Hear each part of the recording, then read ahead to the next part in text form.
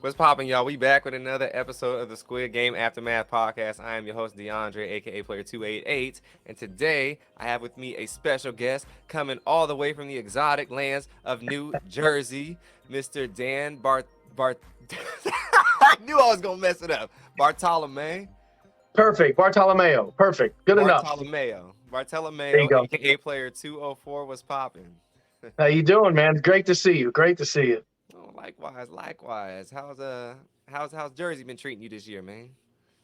The weather is terrible, as you're well aware. Yeah, the Northeast is not a fun place to live once it gets past, the middle of October. It's not great. Yeah, no, it's not looking too much better either. You know, the rain and then the snow one day, snow today this weekend, and now it's raining and then it's gonna be probably freezing tomorrow and it's gonna be a little bit better. So it's just all over the place. So Yeah, it's a struggle out here, but I hear that's that. just what we got to pay the price to live in a good place. You know what I mean? Yep, absolutely. Cool, man. Well, we gonna jump right into it. Tell me, why did you decide to apply for Squid Game the challenge? Sure. Well, I have been applying to Survivor since more than likely before you were even born. Uh, it's been 22 years I've been trying to get on Survivor. It's just something I'm super passionate about. And my older daughters were messing around on, I don't know, Instagram, something, and they saw the ads for Squid Game, the challenge, and we watched it together. My older daughters and I. And I said, "What the heck? I'll try it." One take video, sent it in, didn't put much thought into it, and somehow I ended up getting picked out of all these people. I don't know, I'm not sure why, but very thankful that it happened. That's for sure. Hey, man, they sense the survivor inside you, man. They just gonna I give you guess. a little taste I before you get on guess. the actual show. I guess. I hope so. Okay. Well, we gonna get this man on Survivor. So, Figgy, if you watching this, help a brother out. Come on Let's now. I go, know you know the Figs. peoples. She know Let's what's go, up. Figs. So yeah, so you get, you find out you get accepted onto the show, and so we move on, get all your stuff together. And it's the night before you head out to London. Tell me what's going through your head when you're packing your bags. Well, I mean, I don't know. I don't think I was nervous as much as I was just excited. Excited to see what the heck this whole reality TV thing's going to be about. Excited to see the sets. How are they going to do this with 456 people? I mean, the logistics and the scale of this whole thing, it's never happened before, So I was very excited to see how this whole thing was going to work. And also very worried that I was going to end up getting COVID on the plane. And as you're aware, they tested us, and I'm like, that's all I needed, the last minute to get bounced out of here because I got COVID. So Yeah. very excited. I'll put it that way. Yeah, no, definitely you had to keep just pray that you didn't, because somebody did get COVID and had to leave the game because of that. So yeah, Yeah. luckily that did not happen. But yeah, you get there, quarantine for a couple days, and then it's time to head to the first game. So when you get on the bus, headed to the first game, tell me what's going on in your head. Well, I actually had a person with me, a friend. Oh, So we sat together on the bus.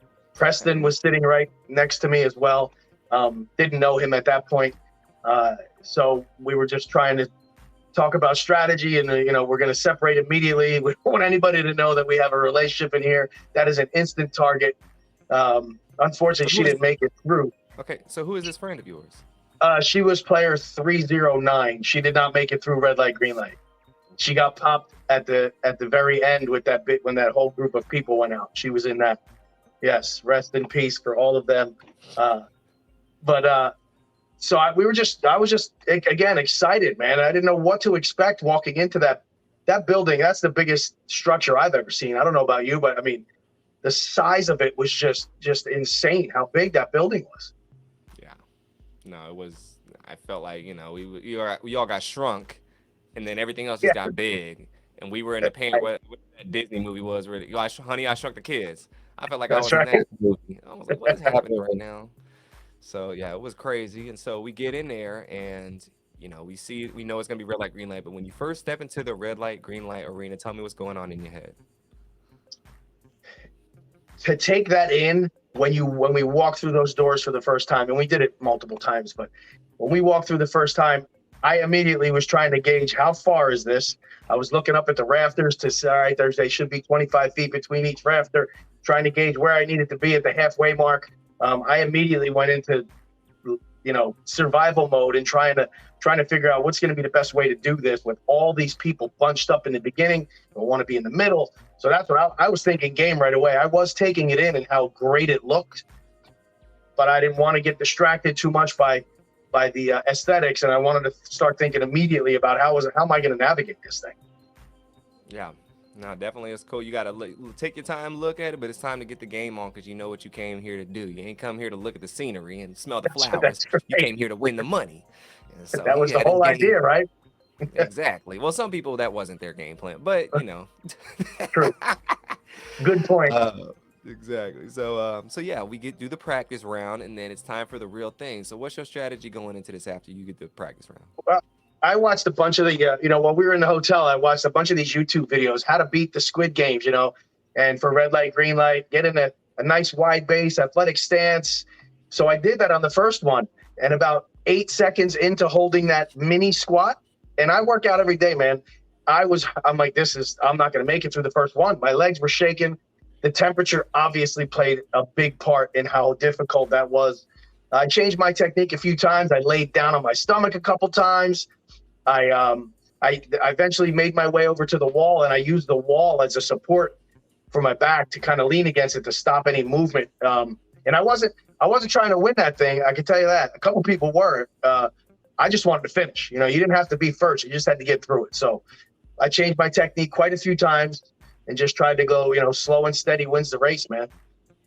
Yeah, definitely right. Slow and steady wins the race, and you can't go wrong with having your own strategy going into that. So when we're creeping forward and, you're getting inch by inch, step by step closer to the finish line. And when the finish line is in sight, well, you already touched on that. But yeah, when the finish line is in sight and it's within your grasp, tell me what's going on in your head.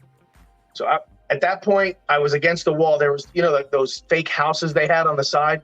I was leaning against the wall, but I was behind the house. So I could not tell how far I had to go still because the house was blocking me. So Justin and a guy from England, Anthony, we were kind of talking to each other the whole time. So we didn't run into each other, trying to make sure we were kind of working together a little bit.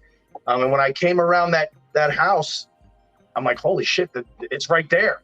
And I wasn't planning on keep going. I was going to stop again.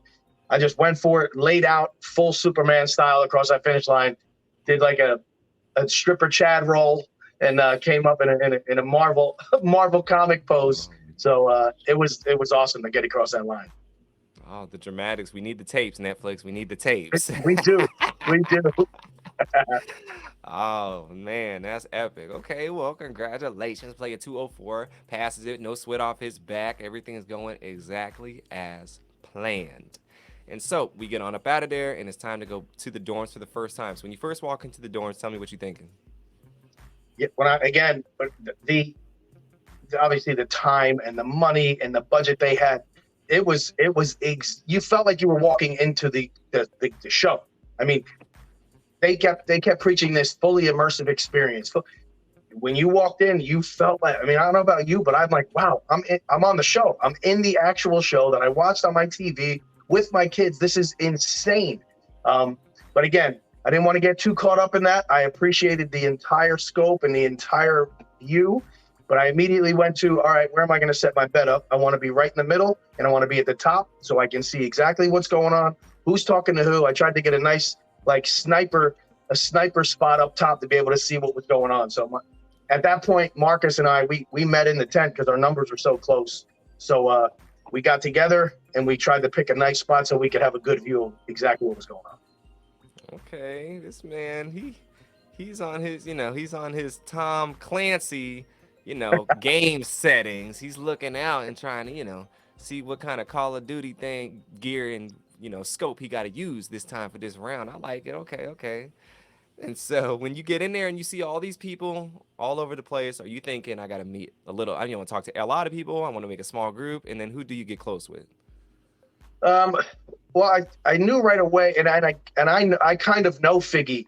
We're both part of this charity that raises money for kids with terminal illness. So I've met her, and I knew her. So we had a loose, I guess, information sharing alliance going where we were going to split up and try to fit in with different groups. I wanted to just kind of talk to everybody at that point. I wanted to at least introduce myself and have a face to somebody. If they were going to pick somebody, all right, well, I did talk to him. I'm not going to pick him if they were going to eliminate somebody.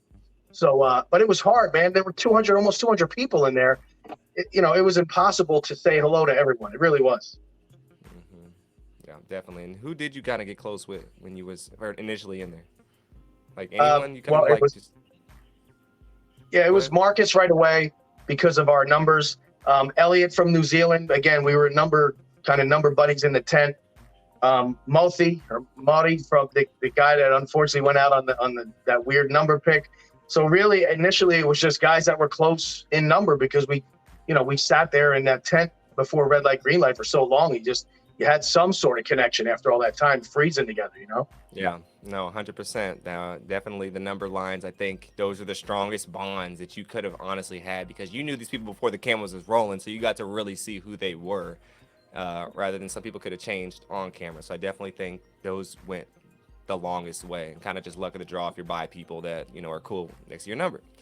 And so soon we see that player 200 is eliminated, unfortunately. So with you specifically, because I haven't talked to any other 2-0 numbers. How are you feeling when you see 2 and then the 0? Like what's going on in your head? Well, and you were there, so you remembered it. The way it happened on the show is not exactly. It just spun right to his number. You're well aware that is not what happened. So when the 2 came up, I'm like, well, that's not good. And then Marcus and I were right next to each other, and then they clip through and then it goes to a 0, and I'm thinking, are you freaking kidding me? I haven't said one bad thing to anybody. I've been nice. What could I have possibly done that somebody wants me out of here already? Like I'm like, you got to be kidding me. This is going to be the worst. My kids are going to go, where did you go? Seriously, you went to play a game. You weren't even on the show. Like what? And it was nerve wracking. Marcus and I were holding hands like 2 fifth-grade girls at the prom, or at the daddy-daughter dance. We were like, no, not yet. So needless to say, it was a big relief when his number came up and not ours. Yeah, no, they kept it rolling for a long time. Oh, Like it was at least like 3, 4, 5 minutes between each painfully slow. numbers. And it felt longer than that because we're just like, who is it? Who is it? Who is it?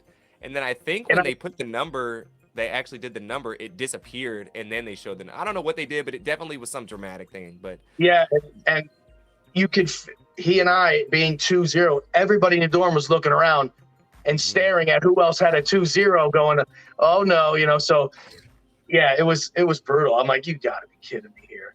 yeah, no, that was the most nerve-wracking time I think you probably had in there, even more than red light, green light. Man, I did all that for this? Yep, Nah, exactly. coach. What a waste. Yeah, what a waste. And unfortunately, yes, 200, eventually it was his time to hit the door, and you live another day. But your line mates, they already eliminating them, so I don't know what's happening. This is But man, not good, exactly. yeah, it's looking peak right now. But it's soon time to get into the white room for the first time, and we see these 4 lines. What are you thinking? Let me tell you something. Everybody says that when people talk about hell, how it's dark and it's fire and it's black. No, hell is pure white, like that room.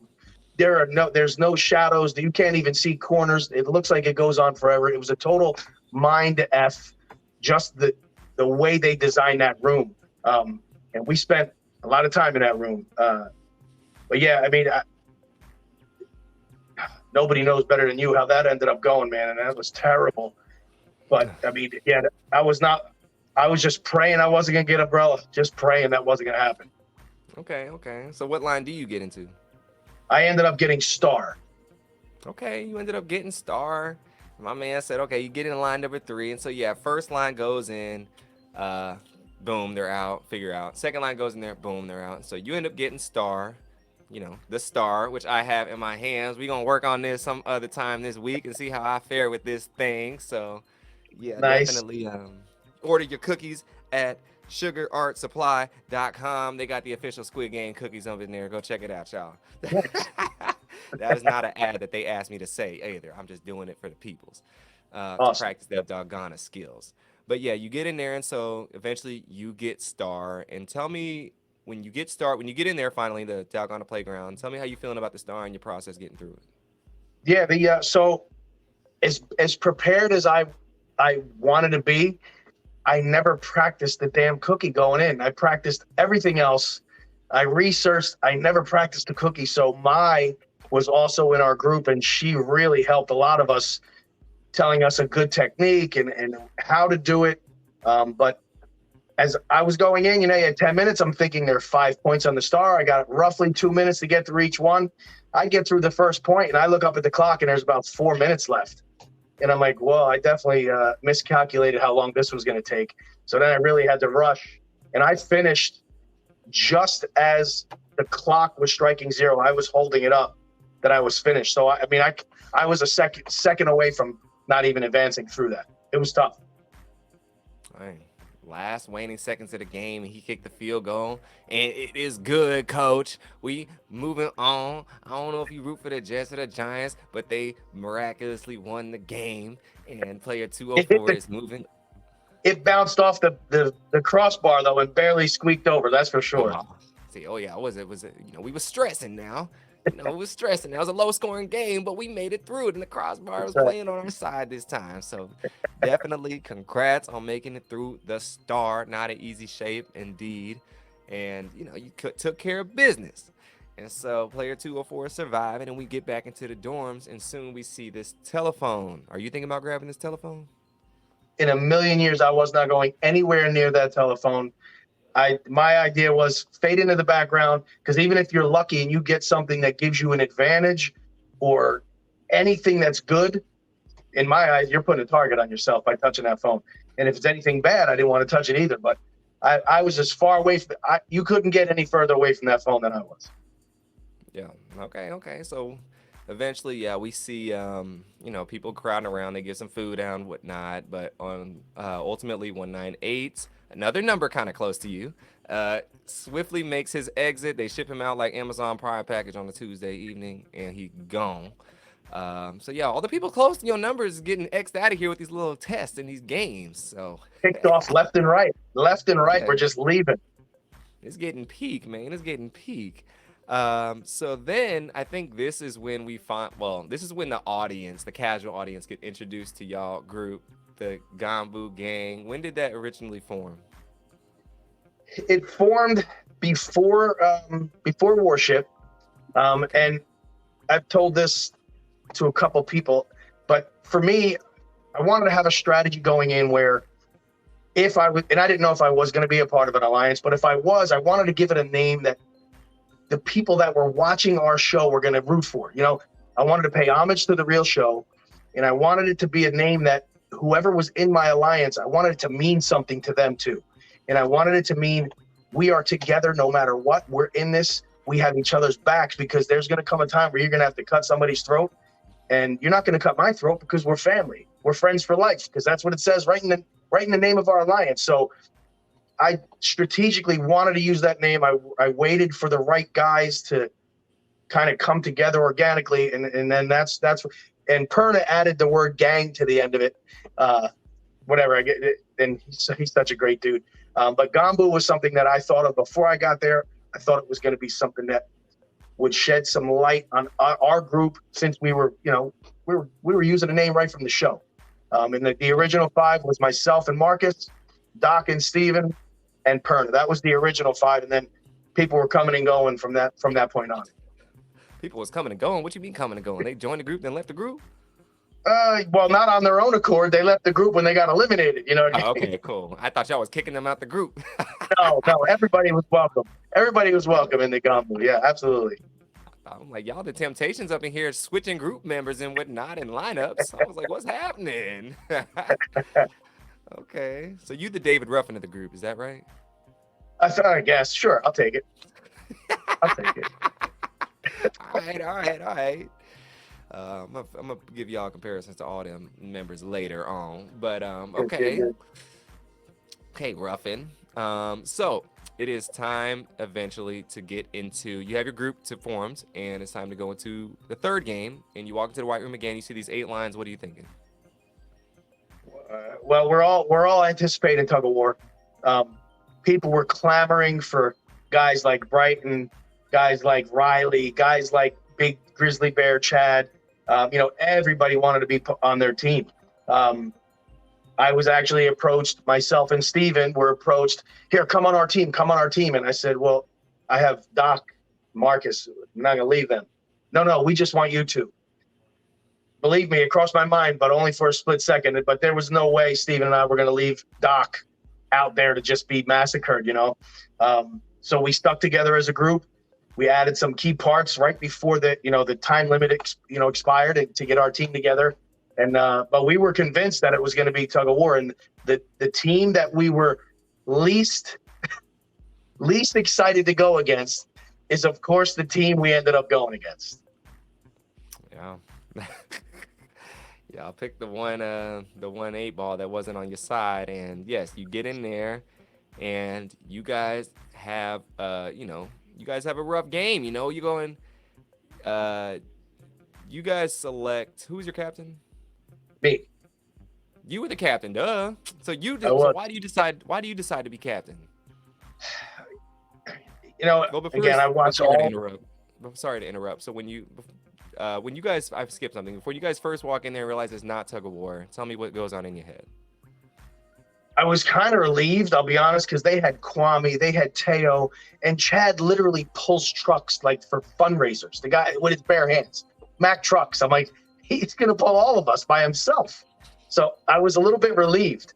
I was a little worried, though, knowing that no matter how strong you are or how fit you are, that is not going to come into play in this. This is probably going to come down to luck, to be quite honest. No matter how many times you've played this game, this is going to be luck. So I was a little excited and a little disappointed at the same time. So why do you decide to be captain? Well, I don't know. At that point, I said, listen, in my head, I'm thinking, I'm going to have to step up here at some point. I'm going to have to take a risk. And for whatever reason, something told me this is when you're going to do it. You're going to step up here. So they said, who wants to be captain? 3 of us raised our hands. And they said, all right, well, let's just go around and hear why you think you should be the captain. So again, strategically, I wanted to speak last because in my world, the last thing you hear is the first thing you're going to remember. So I wanted to go last. And I've played sports for a long time. I'm sure you have too. I gave the biggest rah-rah, we are going to kick their ass speech, I think that's ever been given. And everybody was tearing up. And when we voted, luckily it was like a unanimous. Yeah, Dan's going to hopefully be able to get us through this. He's convincing all of us. I told him with my little boys, I play this thing every day. I'm a twin. When I was younger, when we couldn't go outside, that's all we did was play Battleship. And DeAndre, you know how many times I played Battleship in my life? How many times? Like 2. Oh, that's it, coach. You was out there giving the coach Boone, remember the Titan speech, and you only played twice? Dang. That's it. I wanted to do it. I thought it was my moment, and I'm like, I got to convince them that I'm the right guy for the job here. So. Okay, Denzel. Okay. I see you getting your little acting chops on. He's like, look, I gotta put on something. I did. I certainly did. Okay, well, I like that. So you put on the speech, which I'm sad they didn't show. But yes, you elected captain, and then you guys get the game started. You guys sink the ship first, the 2 boats. They correct? sank our 2 boat first. They sank your 2 boat. My bad, I got the mix Yeah, up. So which they was sank your not 2 boat. Was not good because now we're like, great. We don't even. The chances of us winning now are very slim. Yeah, very slim. Definitely. Yeah, they got the hardest boat to find, and 218 Yep. and 414 are eliminated. And then I still feel bad about that. Sorry, Rebecca and Mikey. I'm still broken up about it. I'm sorry.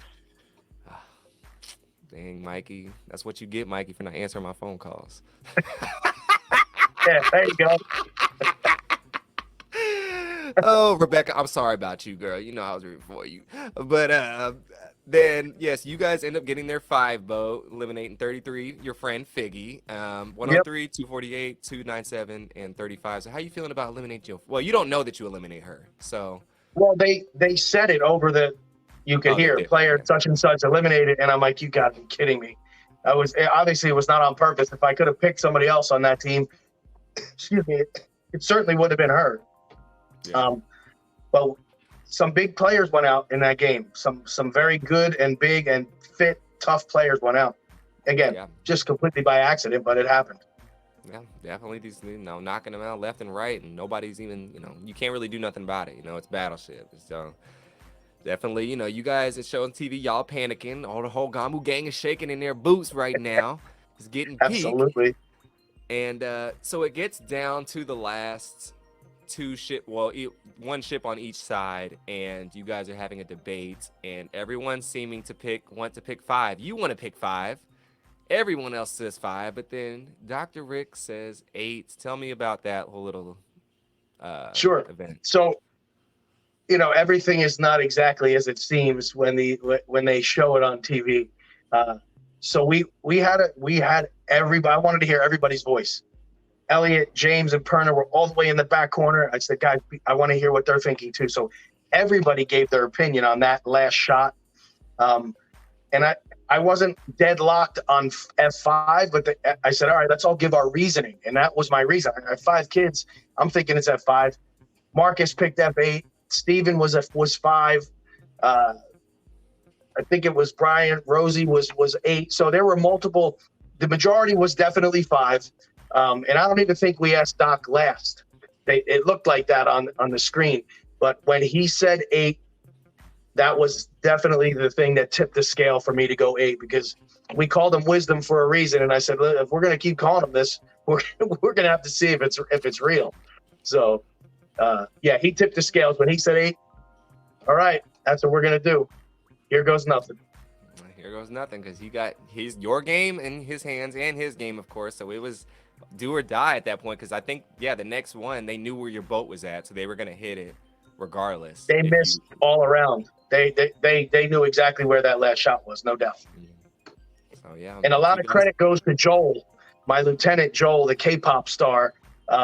He was the one that decided where to put those 2 boats. And the way he did it, it was confusing, and it caused them to miss 3 times. So he gets he should get a lot of credit for that. Okay, shout out Joel 375 in the build. Not in the building, but we see you out there. So yeah, y'all come through in the clutch, hit 8, and then boom goes the dynamite. Y'all come through with the victory, and everyone in your team except 2 players are good to go. And you move on to the next phase of the game. We get back into the dorms, and then we see they say there's going to be 2 tests, and they say, yeah, we're going to complete these 2 tests before the next game. And so the first one is everyone getting this line, and you vote 3 players out on this little Pac-Man looking machine. Tell me how you feeling about this. So once they said that, there was a whole debacle of people. Let's play. Dr. V was like, let's play let's spin somebody's water bottle in the first 3. And I'm saying, there's no way I'm putting this to chance.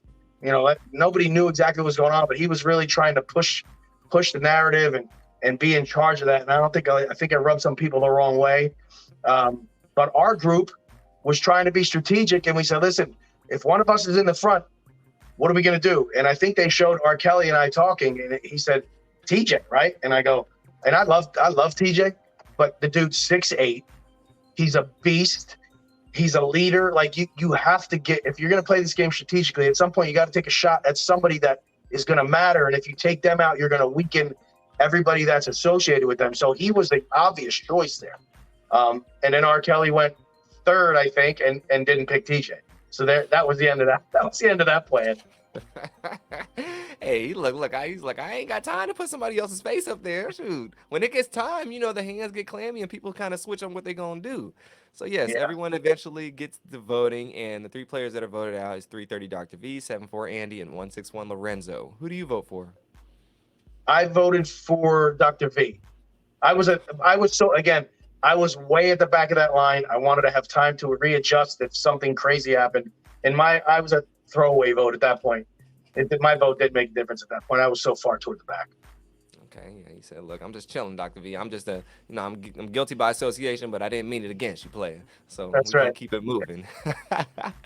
All right, so we get up out of there, and then it's time for the second test. And the second test is there's the guards bring out 6 boxes, and 5 people need to volunteer. So we get 183 Jesse a volunteer, 87 Kyle, 130 Jacobin, 229 Felicia, and 375 Joel. And so how everything goes, Jesse goes up first. He eliminates two people that you don't have seemingly relation with. You could correct me. Okay, seemingly, yeah, you don't have relations with. So No. then it's Joel's turn. He self-eliminates. That's your lieutenant getting out of there. How you feeling about that? Yeah, that was brutal because he really started to really mesh into our group after the battleship, obviously. He's a smart guy, very strategic. So it was not good to see him go. I did not want that to happen. Yeah, it was a sad thing to see happen. But yeah, next then we have, I believe Kyle's next, and he votes out two people who you don't have really association with as well. No, one person. No, two people. One person? Two people. Kyle One did one. one person. Yeah, one person. And then it's time for Jacobin. He gets the advantage. And then Felicia's turn. She eliminates Jacobin because he got the advantage. And then she does the unthinkable in your eyes. Well, from seeing it on TV. She did the dirty. That's right. She did the dirty. She comes right after y'all and eliminates Steven and Rick. So tell me what's going on in your head. When you see her thinking, do you think like even that y'all are on her radar or anything? Like what's going on? Oh, I knew we were on her radar because of something that happened earlier that they didn't show. So I knew she was coming after us. What Doc and Steve did that chore, which I thought put a target on their back anyway. Certain things I think needlessly put targets on certain people. I'll just put it that way. But when they came out, they want a chocolate bar in there, as they showed. Well, when they came out, that's all they were talking about. We got a chocolate bar. We're going to split it with only the Gambu gang. It's for us. And when we sat down to eat in that one spot, everybody sat in the same area. Everybody did. You kind of sat with the people that you sat with all the time, just out of habit. And Steve's breaking up the squares, and he's here. I said, Steve, get that damn chocolate bar away from me. I don't want anything to do with it. That is a cancer bar. Get it out of here. And as he's saying it, I look to my left. Felicia's literally sitting almost on top of me. Now, I was very friendly with her. We had many conversations, but she never sat with us when we ate. So immediately I'm looking around to see who else is looking over here. Who sent her over here to get some intel.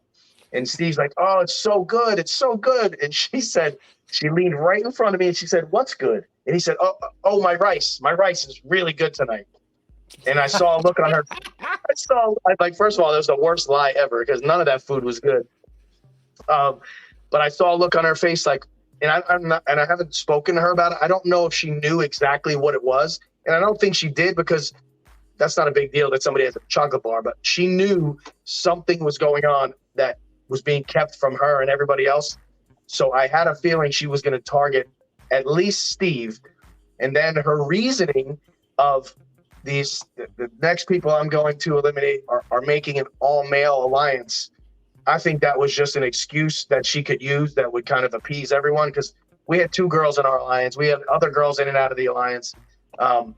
And if you watch the footage, I have my head down because I thought she was coming after me right there. I'm like, I guess I'm done. Great. I guess me and Steve are going to go have a beer tonight.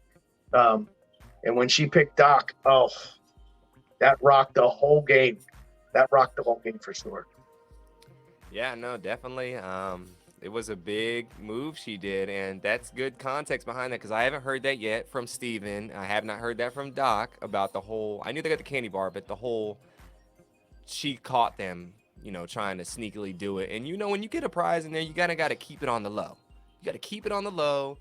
You gotta be quiet and humble about it. And if you do get it and people see it, just try not to make a big deal out of it. I think that honestly, the little things is what people grab onto, and she saw that, and she's not dumb. She definitely knew something was up for sure. Yeah.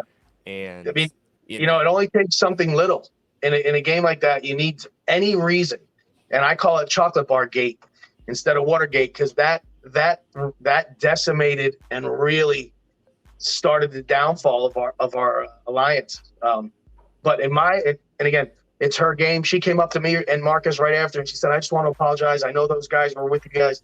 I said, "Listen, you don't have to apologize to me. It's your game."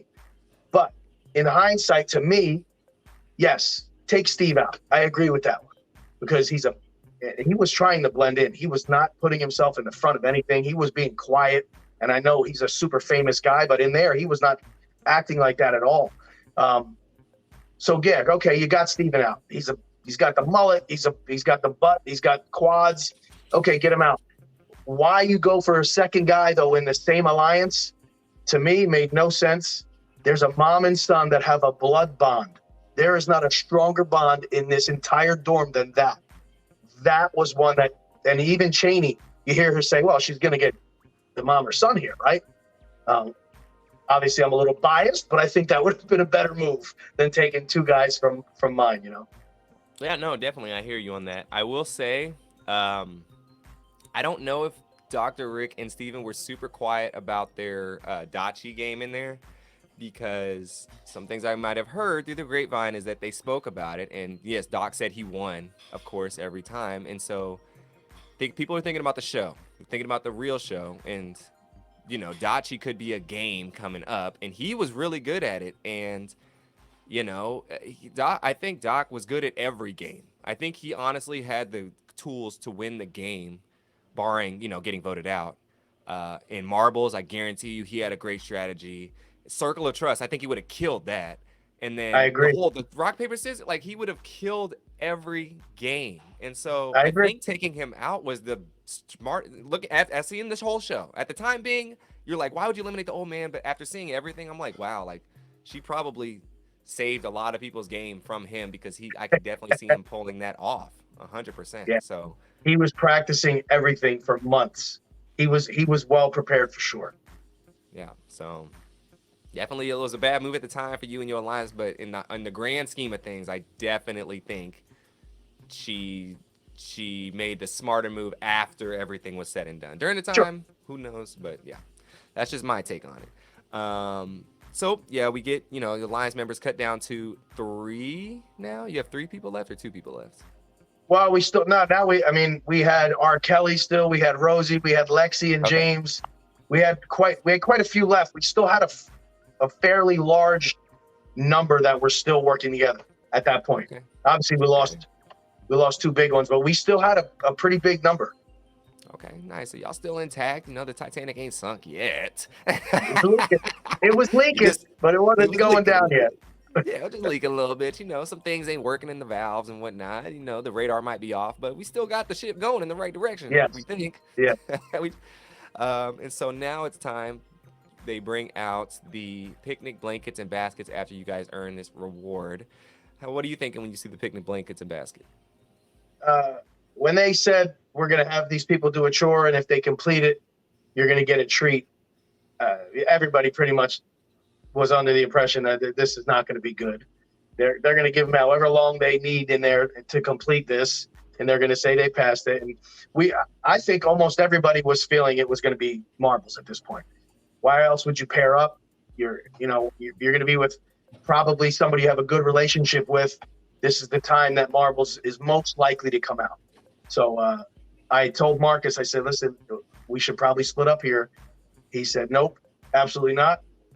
We've been through since day one, minute one, and if it comes down to marbles, then at least we're gonna be responsible for taking each other out, and that's how I want to go out. And I said, all right, let's do it. Let's see what happens. We're gonna see what happens. And then you were right. The marbles popped out the bottom of the basket, and it's time to get it cracking. And you know, everyone's all there distressed and whatnot.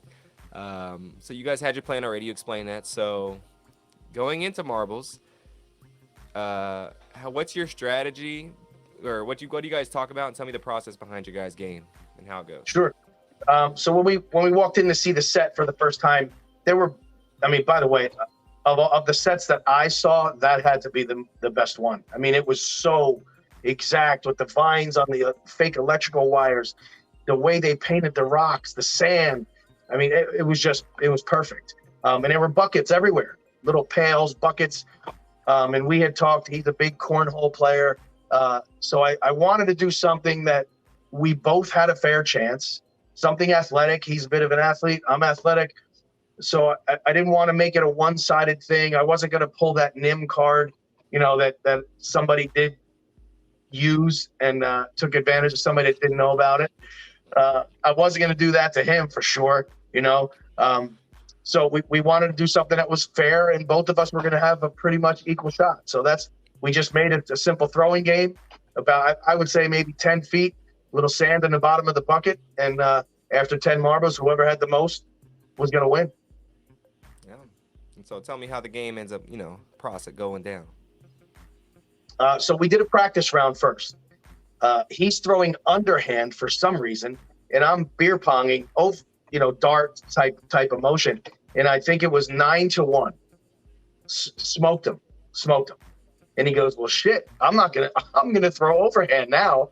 And we did another practice round, and it was pretty even. I'm like, damn it, why did we do it? Why did we do a practice round? So once we get it going, I think I made the first 3 in a row.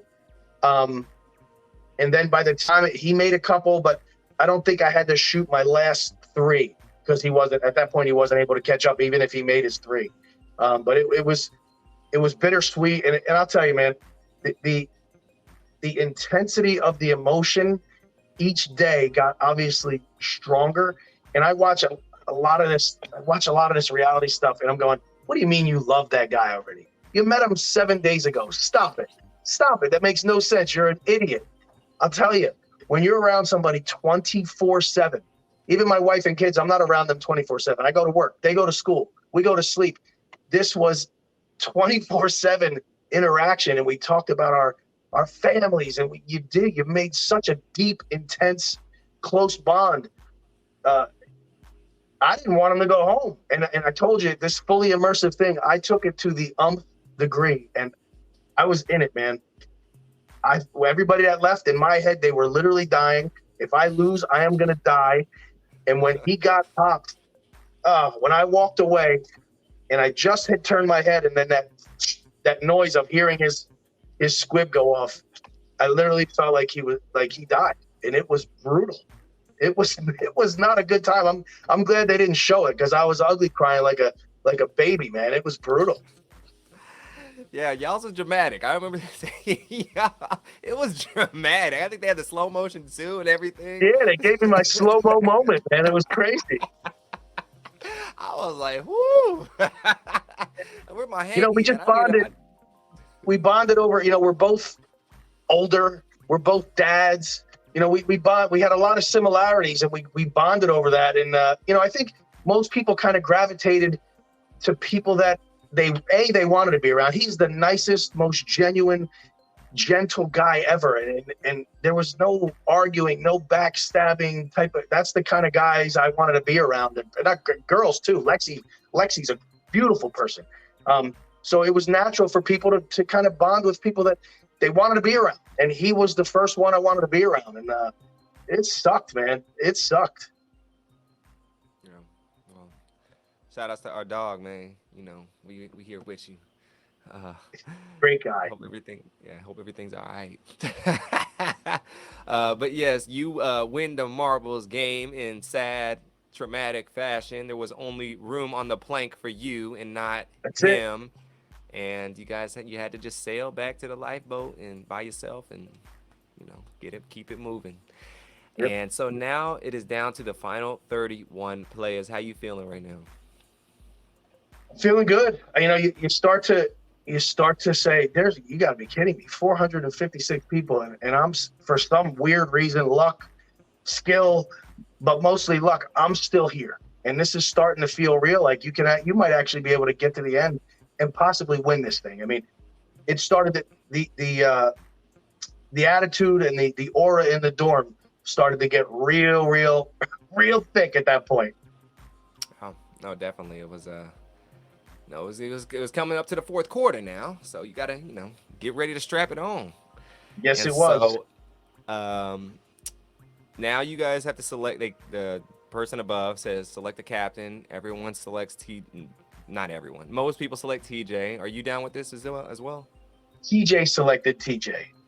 Oh. And that's not what I heard. I heard who was it that nominated him as captain? Because I interviewed them. It wasn't Chad. I can tell you that. It was not Chad. It was a guy. Somebody said they nominated TJ to be captain. I can't remember who it was, but they said TJ should be captain first, and then everyone followed suit. So that's not what happened. Not again. Everybody's gonna have their own memory of this. We were all sitting together at that point. I was sitting 2 or 3 steps above TJ, and when she said that, he said, well, "I'll be the captain. Is everybody okay with that?" And obviously, nobody wanted to.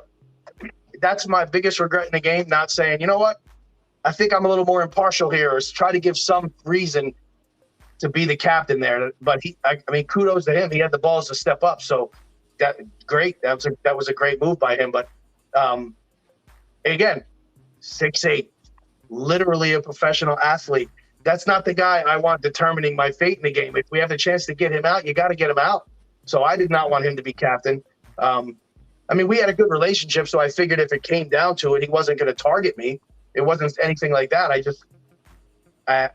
had a bad feeling that things were not going to go well after that. Okay. So at this point in the game, who are the people that you think you can trust? At that point, I think I can trust Big Chad. I think I can trust and they didn't show it because they wanted to highlight her relationship with Chad, obviously. But we had a lot. She was massaging my neck for hours every night. I tweaked it diving across that finish line in red light, green light. So we had a lot of nice talk. She was a great lady. She was very helpful to everyone, actually. James, he was part of the Gambu. And he said, if I get a chance to repay you after worship, he said, if I get a chance to repay you, Dan, I'm going to repay you. You got me through this and thank you. I'm like, okay, whatever. I said, you don't have to repay me, man. And obviously Pern. So I had 4, maybe even 5 people. Trey is from New Jersey. Roland, so I figured I had a good chance going into this as it turned out. When we stood up, Chad is to my left. I was looking up like this because he's a monster. He said, "What is this?" I said, "It's a safety chain." And he said, "Well, I don't know what that is." I said, "We're going to go down the line, and you're going to pick somebody. And when we get to 20, everybody else is out." And he looked right down at me. He said, "I got you. I got you." All right. And I knew if Mai wasn't picked, obviously he was going to pick her. But if she was picked, I figured I was good. And that was what I was banking on early. So. Yeah, you definitely are a featured player in this part of the game, and police part of this the show and whatnot, with the TV edit and whatnot. So yeah, we're gonna go through this real quick. So yes, they explain the rules. It's a chain. You pick and pick much, pick you on my basketball team. We need 10. We need 10. Yada yada yada. And so TJ's obviously first. He's safe. So then he picks Mai. Were you surprised by that? Was I surprised? She was trashing him the whole day. Not in a personal way. Just I don't trust him. I have a feeling he's going to screw us over. And I didn't have a bone to pick with TJ. But if they're going to jump on that bandwagon, I was certainly not going to disagree. And I may have thrown a couple sticks on that fire to say, maybe he's not so trustworthy because there's two allies that I can make at this point, just for a common goal of. They had some mistrust in TJ, and I don't even know if there was a reason. They just did. So, yeah, I was very surprised when he picked her, to say the least. He was chilling, and his eyebrows came. I was like, "Whoa, what is happening right now? Am I in the Squid Game still?" He's like, "Snap out of it! Snap out of it!" Yeah. Well, TJ picks Mai, and then Mai picks Chad. Not super surprising, as you said. You kind of expected. Not at all. So it's your boy's turn to pick. And he told you right before, "I got you, man. You ain't got nothing to worry about." So you out there, you might be cheesing a little. You might be, trying to keep it together. You're like, "Oh, okay, I got this." And then Chad picks Mikie. So what are you thinking when he says that? Well, when he started to give the reason, and this is my, we'll probably get into this a little more, but I don't think that anyone is any more deserving to be in that game than anyone else based on their story, based on their home circumstances. Your story is no better or worse than mine. To get to that point in the game, everybody deserves to be there. And for you to justify a pick based on a story that somebody told you about their home life, to me, that didn't make that made zero sense at all. Made zero sense to use that as your reasoning why you're going to pick, and not him. I'm not just Chad, anybody. You need to be strategic with your pick here. You're going to pick either your friend or you're going to pick to make sure somebody that you don't think you can beat doesn't make it to the next round. You're not going to pick on a shallow reason for gender or whatever other reason that was not game related to me just didn't make sense from a somebody who has appreciation for these games and strategy. Oh man, that was when he picked Mikie. I'm like, you got to be kidding me here. They had only talked for a couple minutes right before that, maybe an hour or whatever. But they certainly did not have a close relationship at all. So I'm like, oh shit, this is now I'm calculating. All right, who's left? Who has zero relations? And I'm like, if anything, I'm gonna be the last pick, or I'm not making this. Yeah, no, palms was getting sweaty after that pick. You're like, oh, hold up, we still ain't woken up yet from this bad dream, man. What is happening? So I did interview Chad. He gives a little insight on that. So if you want to hear some, oh, you watched? I watched it. So what'd you think about what he said? What'd you think about? Yeah, you know, he said he was gonna go me, but again, he was influenced by a story that was told to him about someone's home life, which I think listen, there are not a lot of lines I drew going into this game because I know who I am outside the game. And if you think you can judge somebody on how they act in a reality game where you're trying to win $4.5 million, I think that's a mistake. That doesn't prove who anyone is. So I did not have a lot of lines that I would not cross in this game, but using my home life to try to influence somebody to do something was the only line that I was not willing to cross. Yeah, no, that's tough right there. You know, I mean, it's a game. I think the rest of the game shows if you have your allies in there, it's best for you. You know, you get the next game is the teddy bears, and if you get the teddy bear, if your friends in there, they gonna hook you up. You know, that's right. And if they played the dice a certain way, you guys could have been set. There's a certain way you could have played it to where you're guaranteed safety, but they didn't play it that way. Circle of trust, you know, that's an iffy one too, though. That's the only iffy one with your friends because you gotta pick your friends if you want to win the game. So that's where it kind of gets a little cutthroat if you're playing that way. But even then, if you have this tight bond and you're like, you're not gonna be out. You're my guy or girl, then you're good in there as well. And then the last game, you know, if somebody picked circle first, you know, oh, you taking me. You know, you're not gonna pick some stranger over your friend. So the last few games definitely came down to the friendships and the relationships more so than the earlier games. So 100%. Definitely. So yeah. So then yes, Chad picks Mikie, who I just interviewed earlier this morning. It just dropped today. So check his out to see his point of view on this little story. Well. Okay. I like it. He's out there checking it out. And then you don't expect Mikie to pick you. No. I don't think so. Okay. So yeah, Mikie picked 70. I mean, I had conversations with him, but he was in like Rob and Kyle in their group. So I had no thought at all that he was going to pick me, and absolutely not. Yeah. So Mikie picks Marina. Marina's picks B. B picks Amanda.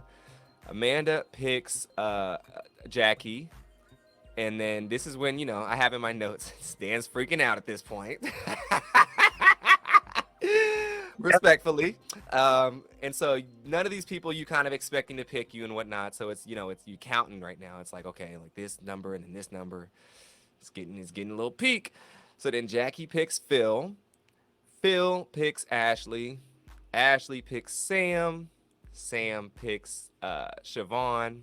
Siobhan picks 51, which is Rose. Roland's 418. Rose. Rose. Oh, Rose. Yeah. Meanwhile, not to interrupt you, but no. Interrupt. This is exactly, they had to give the reason for why they were going to pick a certain person. The one person said, I have not talked to this person once this entire game, but keeping with the theme of women sticking together, I'm going to pick this other person. That made zero sense to me. zero sense at all to me. You're picking someone that really is not going to have your back in the next round at all, solely based on, and everybody keeps asking me, how did you guys not see this coming? And this women's alliance. I said, listen, if at that point they were outnumbered 22-9, and that's the bond that they thought they could use to make it to the next stage, by all means do it. But let's not lose the fact there were 9 women. 4 of them, almost half, did not pick women. So that plan was not flawless. It did not go as planned. And if Mikie would have picked a guy, the entire thing would have turned out different. So it didn't go as planned, and that's the downside to picking such a shallow reason for sticking with somebody. It did not go perfect, that's for sure. Yeah, no, definitely. I think if you're picking someone that you have no relations with, if it's at a strategic point of view, which the women, they're like, it's strategy, like, but the thing is, as I said earlier, the rest of the games came down to trust and friendship. And so would you rather pick, like you said, some of the women pick guys that they really trusted. That's smart of them to do that because they really trust this person, you know? And I think with so. someone picking someone who you don't know and you're just sticking to this group that you guys just came up with today, it's strategically is not smart. It's not smart. Y'all pick who you want to pick strategically. This is a game of strategy as well. That's not smart. So at no point in the entire time I was there did I ever hear a guy say, listen, guys, we all have to stick together and vote these girls out of here. That never happened. They showed B saying, look at the men doing men things. I don't know what that even means. I think he was talking about TJ being the leader, but listen, there was no, we got to get the girls out. No, that was not a thing. To me, I was going to try to keep the people around that I was close with. Didn't matter if they were giraffes. I was keeping them around. I didn't care anything about it except that they were hopefully going to be loyal to me. So I don't know. It did. Yeah, no, it worked. It worked, but it didn't go the way they thought it was going to go. Yeah, no. For all, I think the people who picked who they wanted to pick and that were their friends, which final 3, they all picked their friends. And people who they were closest with. That, I mean, that's kind of just shows, I don't want to say karma, but that's kind of what happened. And I mean, Mai picked who she wanted to pick, Sam picked who he wanted to pick, and Phil picked who he wanted to pick. Now they both picked women, but they were close with them. So that's the whole thing with that. At least I think Sam was close with Siobhan. I don't know. I haven't talked. I don't know. I don't know. I'll have to talk to Sam about that eventually. But yes, he picks Siobhan. Siobhan picks Rose. Rose picks Chaz. Chaz gives a little thing, which funny if you want a G News interview. He touches on this a lot because he's like, we need diversity, and he picks a girl. I thought that was funny. He had me crying when he said that. He's great, man. He is great. He picks Hallie. And then all the women are picked now, so they're all taken care of. And so there's like five or six spots left. Hallie then picks 429, which is Elliot. Yes, very close friend of hers in the game. They were together all the time. Made 100% sense that she would have picked him. She might have picked him no matter where she was in the line. I think so, for sure. Elliot seems to agree as well. So Elliot picks Roland, your boy. He picks your boy, and you're like, all right, so you think Roland picking you? I thought he was probably going to go Trey, but I thought maybe there was a chance. We had a lot of talks about my little guy doing parkour, and he was going to give him some parkour lessons. And I thought there was a shot. I didn't think it was a strong shot, but I thought there was a remote chance that maybe he was going to do that. Okay, remote, but the remote was not working. There was no batteries. There were no batteries in the remote. Yeah, so we're like, all right, well, let's hope for the next one's going to work. So he picks Trey. Do you think Trey is going to pick you? Again, one of the batteries of the 2 in the remote was working on this one. I think we had the New Jersey connection. I'm the one that introduced him to Figgy. I introduced him to Figgy, one of his best friends in the game. He's such a Survivor freak, just like me. And I said, somebody's here from Survivor. He goes, get out of here. Where? I said, that's Figgy. No, it's not. Yes, it is. I introduced him to her. So I figured maybe there was an outside chance he had that in the back of his head. Well, he Nope. wasn't thinking Survivor because like Figgy's gone, so I forgot everything else Yeah, happened. who's So, Figgy? he's like, who are you again? So yes, then Trey picks his friend James, and now James is your dog. You said this, he's in the Gombu gang. He's your boy. Y'all been rocking it for a while. He said he'd pay you back if he got the chance, Yes. and now is the chance. And James picks Perna. Did you think James was gonna pick you? Yes. Before he gave his reasoning, yes. Okay. Once he gave his reasoning, I'm like, well, he's not talking about me. When he started describing the person, and again, to me, picking someone based on their out of the game story, which I don't want to take anything. Perna, his story is amazing, but that would not have been. I would have picked Perna not because of his story. I don't care about his story. I'm in the game. I care about my relationship with Perna at that point. So that's why I would have picked Perna simply because he was the closest guy left for me. But when James started describing why he was picking someone, this is not going the way I thought it was gonna go. He's like, dang, what happened to the Gombu gang? Friends for life. Friends out of the game. That was it, man. Hey, James said, what Gombu? Who? We eating Gombu? Yeah, You gone. mean yeah, we eating soup? He said, "Gone who? Gone who?" Yeah. Gone who? Who? Oh, Perna.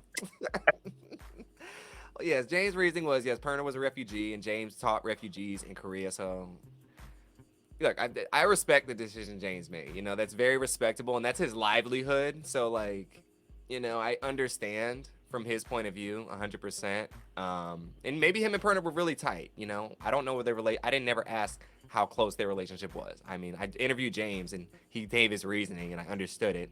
I don't know their relationship outside of that, so I can't really speak on that. But yeah, he picks Perna. Do you think if there was one more pick, Perna would have picked you? It's 100%. He did. He's confirmed it. He was picking me no matter where in the lineup that happened. So yeah, that made the pill even tougher to swallow when I knew I was the next one that was going to be picked. So yeah, that was not good. That was not good at all. Yeah, Perna was in the Gombu gang too, man. It was gonna get all three of y'all in there. We just needed James and Perna to get picked earlier, because then that line would have been easy for you. But it just Yep. was the word, you know, one extra person was picked, which many times it could have been someone else, you know, if it wasn't, you know, for certain alliances going on. So yeah, that's tough, man. You pretty much got 21st place in the game at that point. And so when you find out, you know, your last one not picked, tell me the vibes of the room and what's going on and what's, you know, how people really feeling. Well, I mean, when they picked that, I don't even know if you can see it. Like the air was just sucked out of my chest. I don't know if I fell down or just knelt down, but I couldn't even stand up. My legs were jelly. I'm like, you got to be kidding me. This is at this point in a game for $4.5 million, you're going to eliminate 11 people that way with no chance to save themselves. And again, obviously I have sour grapes about it because I didn't get picked, but from a gamer standpoint, I don't know. I thought that was a weak way for that many, maybe 3, 4, 5, but 11, one third of the players, over a third of the players eliminated with not even a chance. Let's flip a coin. Anything. So I don't know. I wasn't happy because I didn't get through it. But even the people that did get through it, I think if you asked them, they thought that was a pretty weak way to eliminate that many people that late into the game. You know.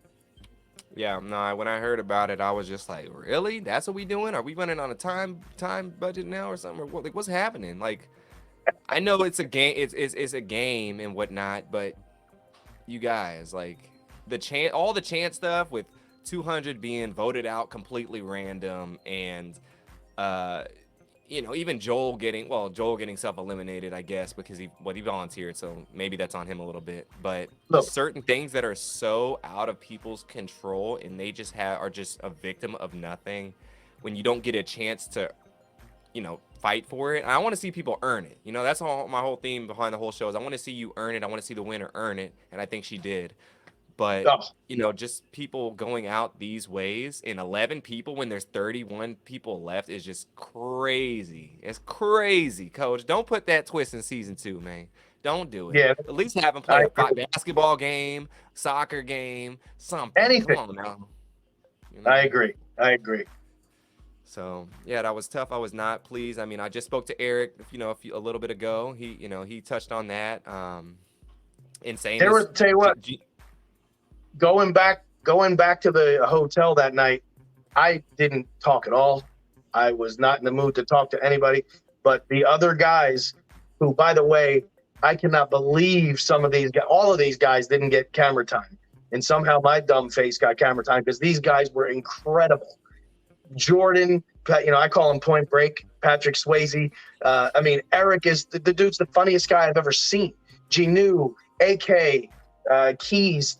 These guys were really interesting guys that were victims of the edit and how many people were there, but they were pissed. There were some choice words for production. There were some choice words about the Women's Alliance, and again, I didn't say anything. They thought I was on bridge alert, man. They thought I was gonna jump off the bridge.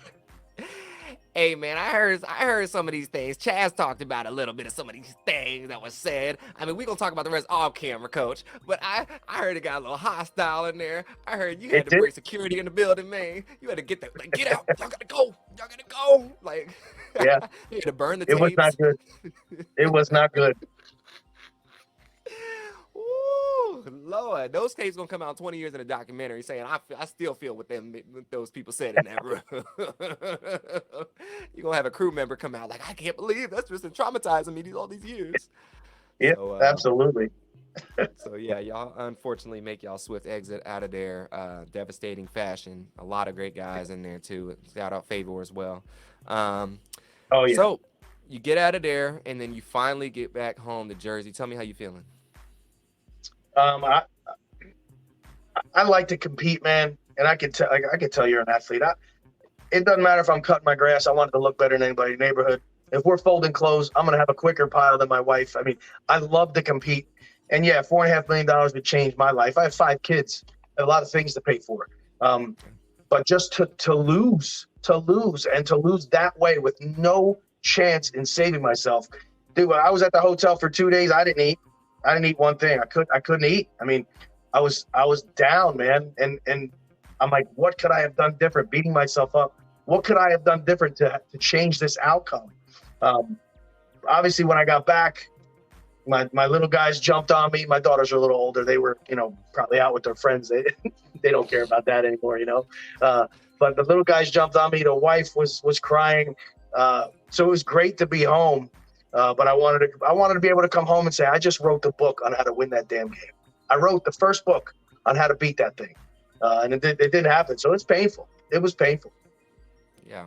No, I mean, that was truly, I think, besides Mothi getting out, the one other game to where you had zero chance of doing anything. I mean, at least, battleships, people couldn't do anything either, but you had a voice still. You could at least help the captain out, Yep. In the vote outs, you had a chance to not say something and not get yourself in trouble, or just stay and chill out. You had a chance in the other vote. All the votes, you had a chance. You were kind of a cause of your own defeat to a certain extent. Not all of them were fair, Agreed. but to a certain extent. With this one, I mean, you were just standing there, and it's like, all right, you guys got to go home. So Yeah. that's definitely, I think, really one of the tougher ones in the whole entire show, to kind of just sit there, because there's a lot of coulda, woulda, shoulda beens, and what ifs, because the rest of the game, as you saw how it panned out, it was just kind of like, well, wow, like this happened and this happened and then this happened. And some people, like, fortunately, like Sam, like love Sam, he got to kind of skate at the end of the game, like He sure did. he got to skate. He didn't have to. He But- didn't have to jump, make a jump. He didn't have to play circle of trust. You Yep. know. But I look at that too. I'm like, he didn't have to do one thing in the circle of trust, but and the reason is because his social game led him to that point, and people, no matter what, weren't going to put him in a position. So a lot of people say, well, he didn't do anything. First of all, they didn't show him at all, which is amazing to me.